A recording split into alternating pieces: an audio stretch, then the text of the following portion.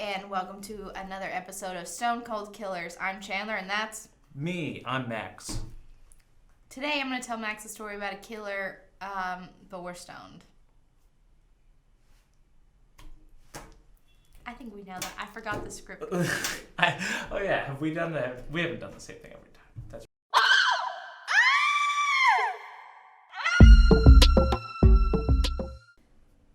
Blake Leibel. This story comes from West Hollywood, California. I'm very excited for today's person. It's where we live. Yeah, we live in West Hollywood. I remember reading this story a while back, and it was one of the reasons that this whole premise of our show came about, because this story blows my mind. I talked about this at Thanksgiving, which I don't. I know what you're going to talk about. I remember. So this is the story of Blake Leibel. Recent history, all of this happened. Blake was born May 8th, 1981 in Toronto, Ontario, Canada. Now, Blake was very lucky at birth because he was born into one of the most noble families in Toronto. Oh. So he grew up very, very wealthy. His dad was a descent of Jewish heritage. Descendant? His father. Or it's descendant, right? Yeah. Generation? I actually haven't heard the sentence yet. His father was a descendant of Jewish. Yeah, that's right.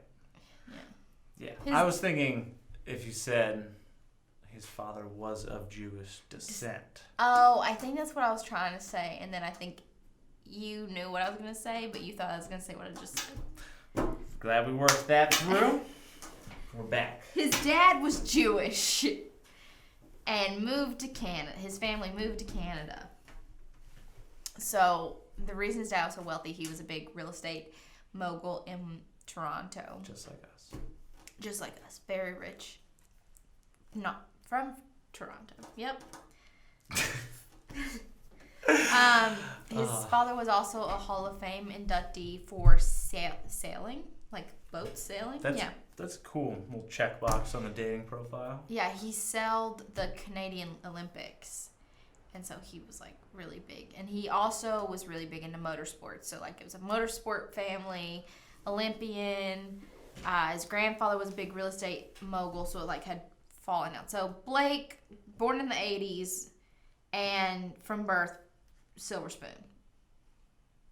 So, what could possibly go wrong? It wasn't a bad upbringing, because, that's a theme. Yeah, it's too much. This was the too 80s, much on the time other to side. party. So, born with coke in the system. Pretty much. So, he also had a younger brother named Cody. Cody stayed in Toronto, and Blake, when he was in his 20s, so right after high school, moved to Los Angeles, California. So Blake is now a Canadian living in Los Angeles, young 20s. I'm with you so far. Yeah. I'm enthralled. This could be any of us. It's just a regular old guy. So he's living in Los Angeles in 2004 and marries a woman named Amanda. Amanda Lachlan. Amanda Brown. Oh. I'm sorry, you said Amanda Lachlan, and I just start thinking of the dog. And that's the order I think of it now. Very famous florist in New York, California. New York. This is going great. I meant to say New York City, and it came out New York, California. And we're not method actors. No, we are method actors. Oh my God. Yeah, he married Amanda Brown. They had a daughter together. Blake worked in California as a comic book designer, a cartoonist, a screenwriter, and a creative director. And a novelist. So he was kind of very animation career. And he actually was pretty successful. He worked on Spaceballs. He did that animated series, and he directed 2 episodes of Spaceballs. So he's, making it. He wrote a graphic novel called Syndrome, which is very important. That is going to come into play. So in his 20s, he partied and like made friends, but also now I think about it, it was easier for him because his parents, his parents, he was rich. Real estate moguls. So it's just classic. Who do we know that fits that role? The graphic novel Syndrome that he wrote and created follows the story of a neurologist who makes it his mission to study the brain of a serial killer. So it's like a very graphic, but it's a graphic novel that's like very gross and intelligent, but very Patrick Bateman-y. So he does that in his 20s. So Blake and Amanda were together from 2004 to 2015. They had one child, and then while Amanda was pregnant in 2015, Blake left Amanda suddenly. What? Yeah. For no real reason? No. Oh, well. So friends had noticed that Blake had started showing like really odd behavior. He became really violent in how he would talk.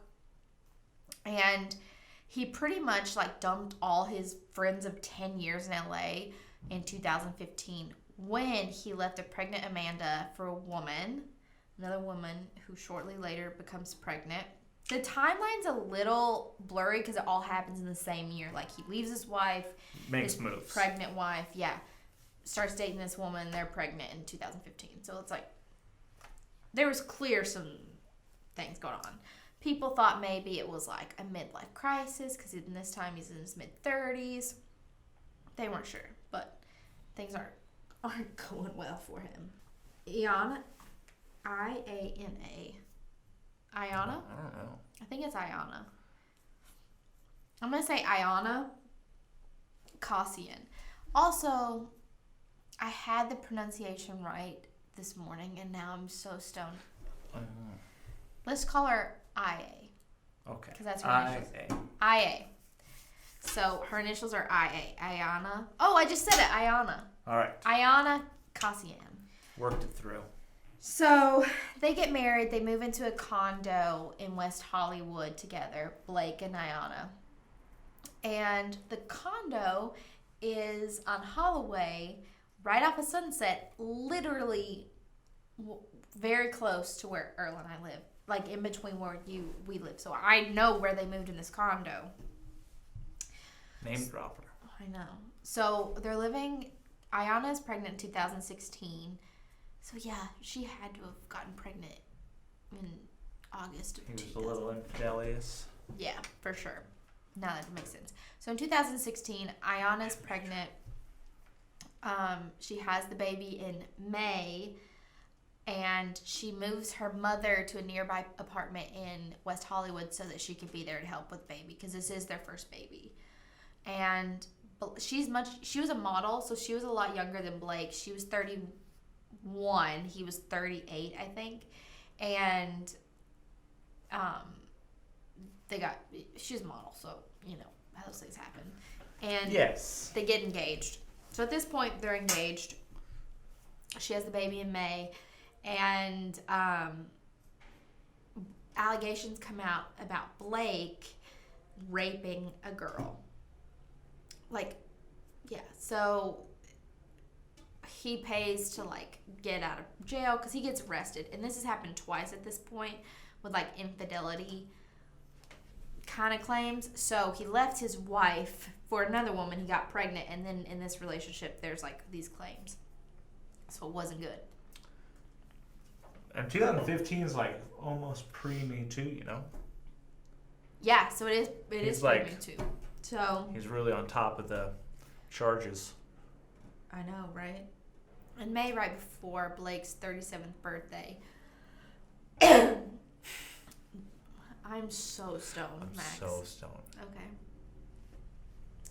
And we're not taking it. Iana finds out about these claims about him, assaulting a girl, and she just had her baby, and she's like, I can't fucking do this, and leaves the condo and moves in with her mom.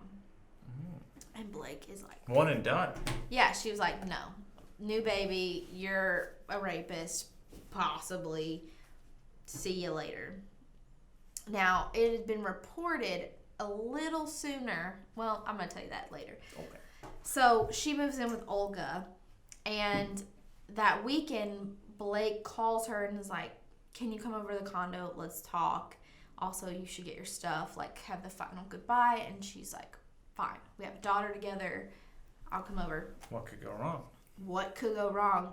Olga, she leaves the baby with Olga, thank God. And she never returns back to her mom's apartment.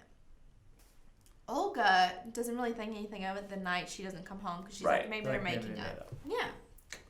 My first thought is, 3 days go by.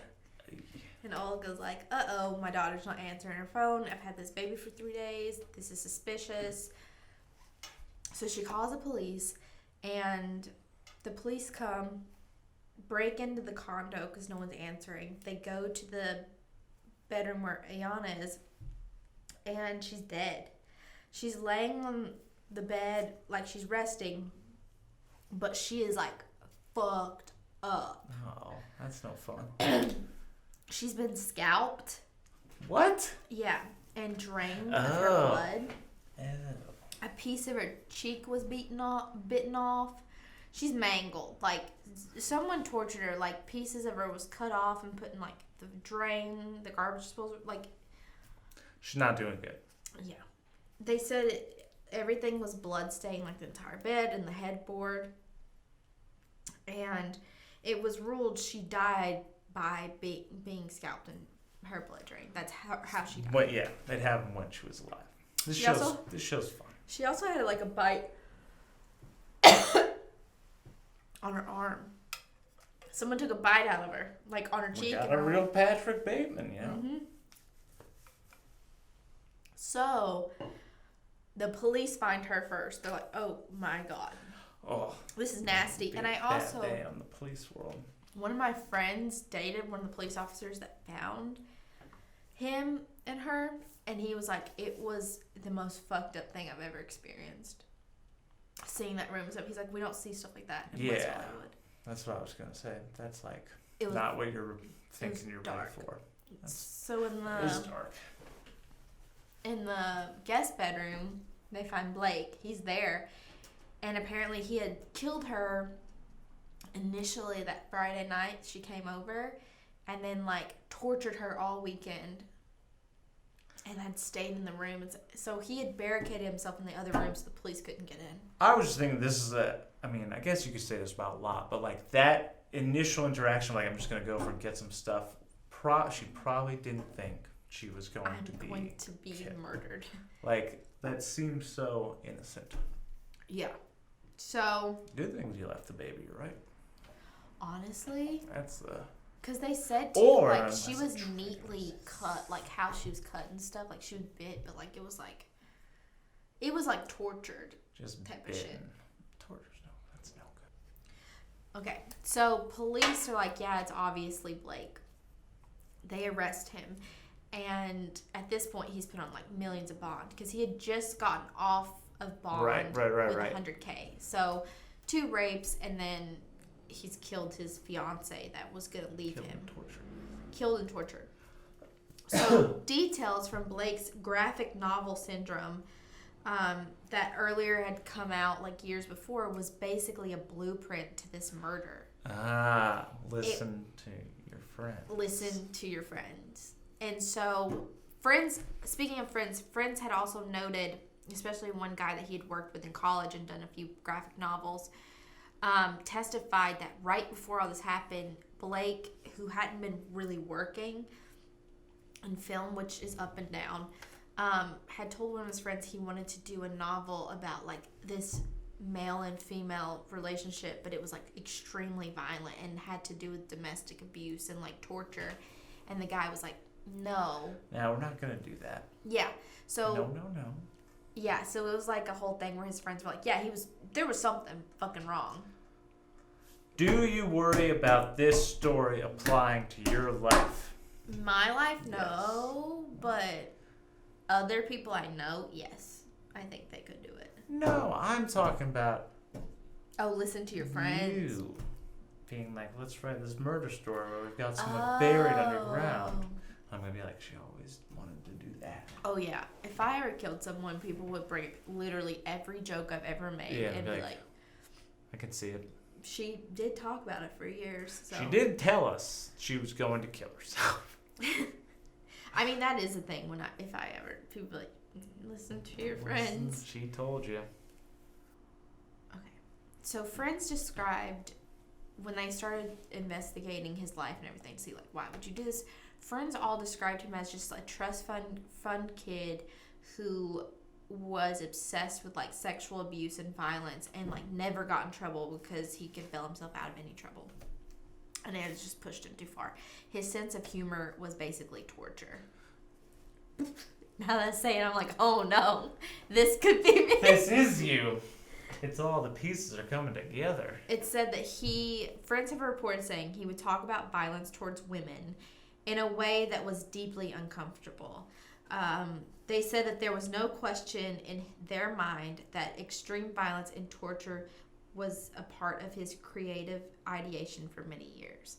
So every person they interviewed that, plus the novel that they talked to, they're like, yeah, he literally talked about abusing women all the time. So it's not surprising he finally did it. I might have missed something.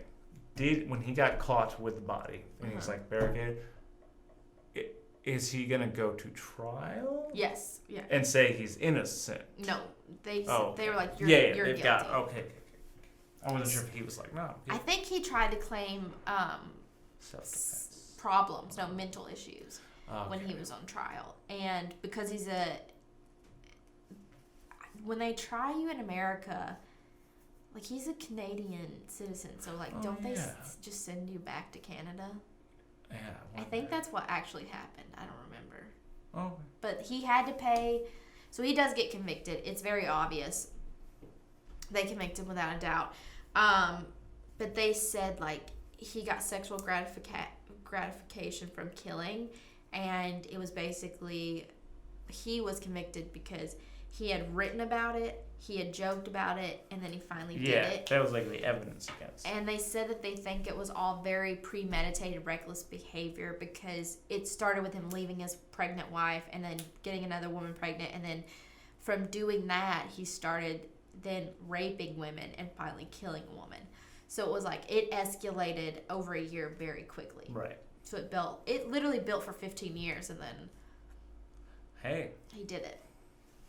The LA judge ordered him and his family to pay $42 million. Whoa. This is a loaded family. The family, yeah. And I think, so Olga comes out on top. He got convicted in 2019 for a wrongful death lawsuit. And that was like the verdict of it was a wrongful death. Interesting. He paid $42 million. So this happened recently. Yeah. And that's the story. You know? Of the West Hollywood scalping. Don't trust anyone you ever meet is the moral of that story. I just think it's crazy that because it makes you think, how many of my friends that I'm like, oh, they're kidding, and then they make that type of art, and then if they killed someone, you're like, oh. Yeah, I bet, to be a nerd about it, more people make that kind of stuff and aren't bad than there are the ones who commit the crimes based on their thing. I bet they're all sick and twisted people.